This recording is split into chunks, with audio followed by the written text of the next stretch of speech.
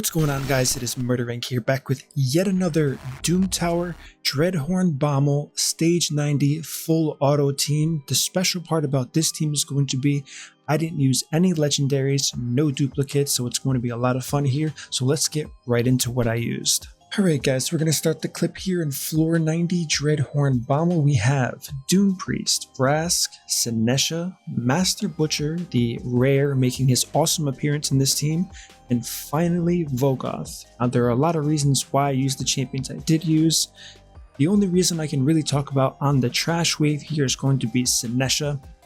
Senesha, you would think, why the heck would I ever use this champion? It's simply for the fact that she is AoE, and she's also a healer. A lot of people only know her from the Blender team. However, she does have a lot to offer as far as AoE heals go, and as far as a single target heal goes. So based on the healing this entire team has, it's going to be no problem getting through this. As you're going to see, this team does take a little bit long, but you really can't expect too much from a team that's using no legendaries at all. It's highly unlikely anybody who has progressed enough in this game to be completing the Doom Tower fully on hard each and every rotation to show up here to stage 90 with not a single legendary they can use. However, if for some reason that is the case, this team will work. Now, I'm not going to say this team's 100% win rate, although I haven't lost while using it, but it just makes no sense to me.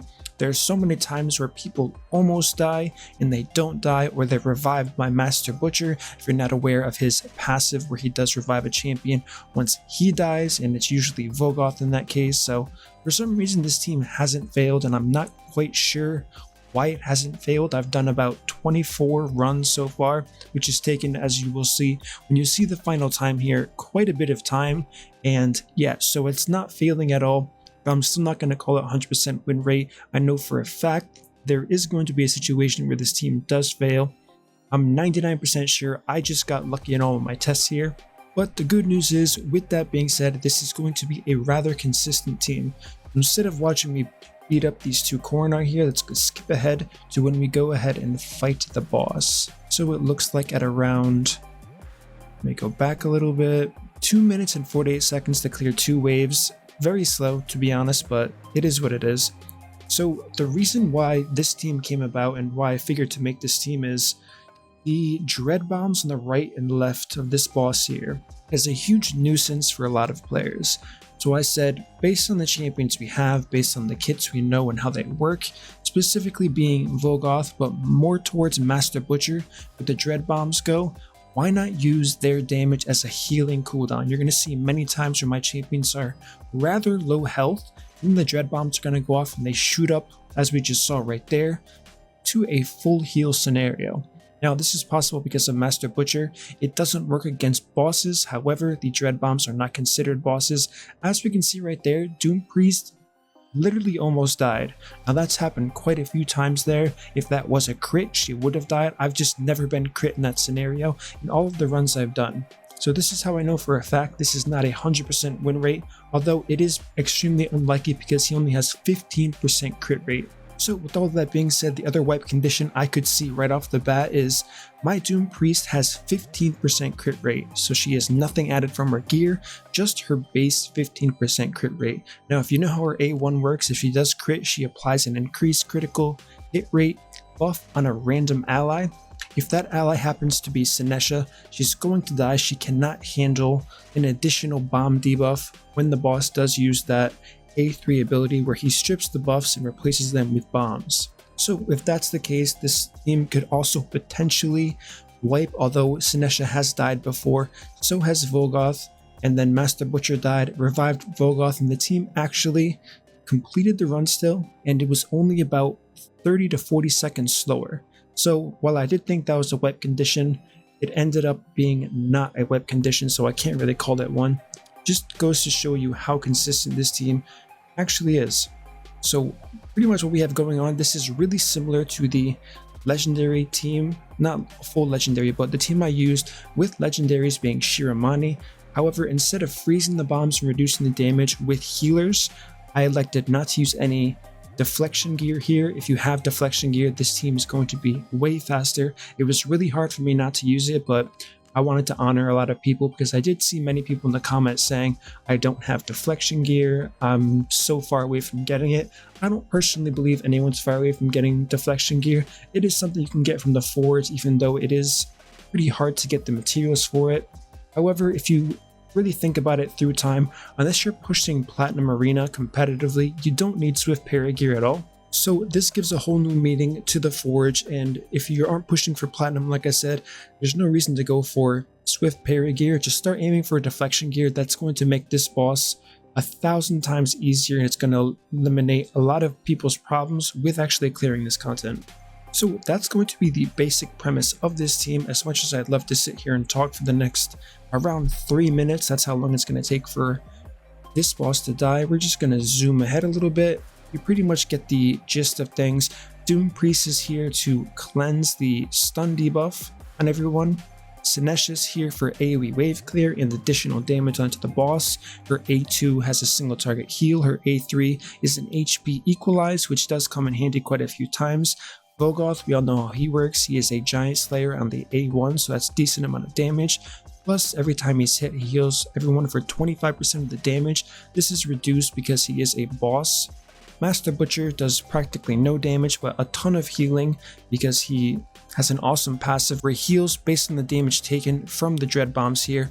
And finally, Vrask, everyone knows Vrask. I disabled his A2, that's clear to see. He's using his A1, critting over and over again, giving everyone a decent heal, but you're going to see the real purpose of Vrask when I show you the Masteries and how everything synergizes with each other.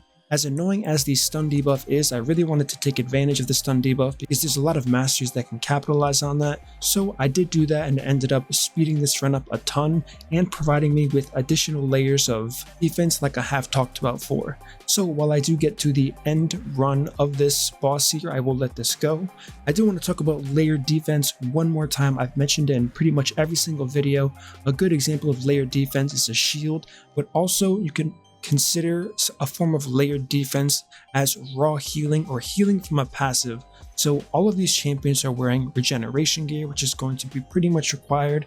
The other set bonus doesn't really matter. Immortal, yes, it's good for 10% health. The 3% healing is really small and doesn't matter a lot, but just take a look at these numbers of healing really quick. Doom Priest at 2.9, Sinesha at 1.5, Vrask at 4.1, Vogoth at 3.2, and finally Master Butcher at 2.7 million healing. Now that's a ton of healing. 247 turns total, 9 minutes and 47 seconds. It is a long team, like I said, but we're using very minimal champions, and let's go over the stats and gear next. Alright, so starting off with the lovely Doom Priest, nothing too special here. We have 77,000 health, 3,100 defense, 224 speed, and that's about it. Like we said before, 22% crit rate. It should be 15 if I really want it to be efficient, but unfortunately it's not. And while 22% crit rate does look like a very low chance, when you're in these runs and when I was figuring this team out, it felt like 122% chance based on how often that crit buff was proccing on allies. So the next champion is of course the lovely Sinesha, 62,000 health, 2,400 attack, 2,900 defense, 203 speed, 100% crit rate, of course, crit damage. We tried to get as much as we can, but we didn't want to sacrifice too much health. This was enough where she was going to survive 2 bomb hits no matter what. It's unlikely in between any form of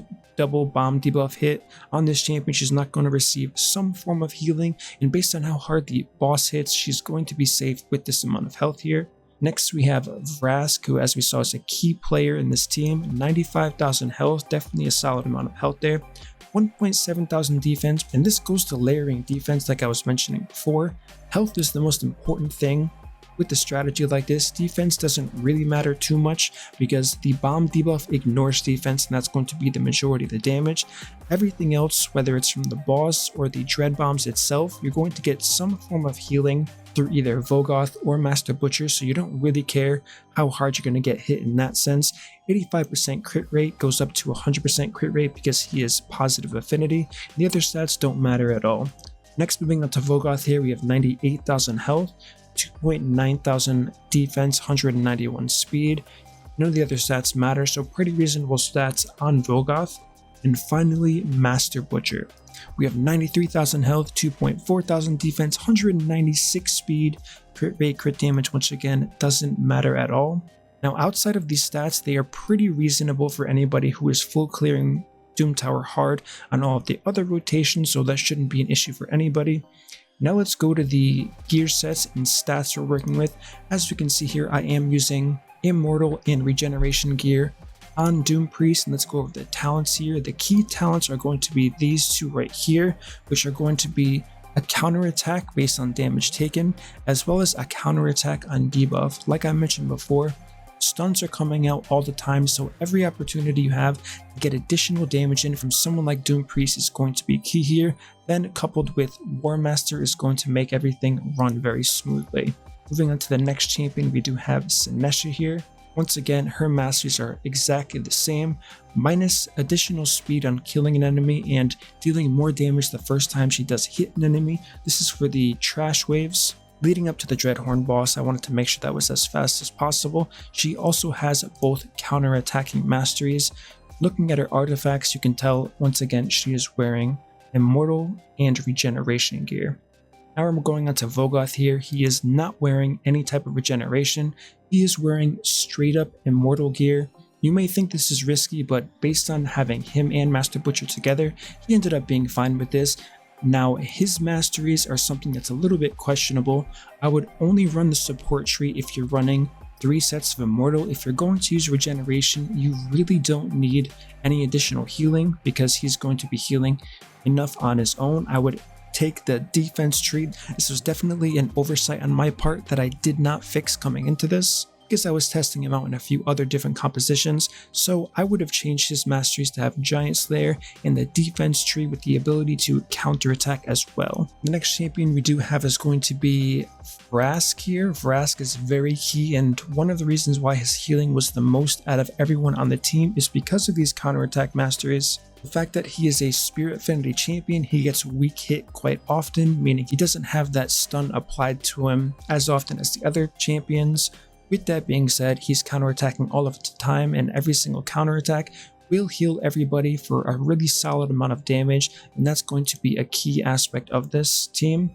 And as we can see from artifacts, once again, regeneration as well as Immortal.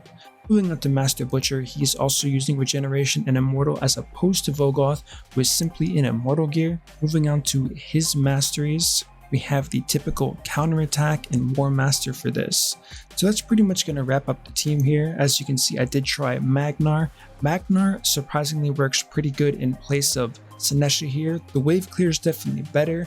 And one thing that people often forget about Magnar is he heals himself based on the amount of HP burned debuffs on anybody, whether it's ally or enemy on your team. So the fact that the boss is constantly applying that HP burn debuff, he does rather well overall. The only reason why I didn't use him over Senesha is because Senesha is the safe bet for sure. You might be thinking Senesha is a lot squishier. That's 100% true, but her team healing is much stronger than Magnar, because once again, Magnar has none, he only has self-healing, so that additional team healing was enough for me to say, I'm going to elect to go with Senesha. The runs with Magnar were about 6.5 to 7 minutes total. The runs with Senesha, of course, were a lot different. I wouldn't change the speeds too much, and one thing to keep in mind while I go back here really quickly, I think it's right here. The placement of my champions matter a lot. So of course I'm using a speed aura, that's self-explanatory. However, the slot you see Vogoth in and the slot you see Master Butcher in do matter, because when you get hit with an AoE ability, it doesn't hit every champion at the same exact time. It hits them in the order they are placed, and based on the passes of healing, you want them to get hit last so they're instantly healing everybody and not vice versa.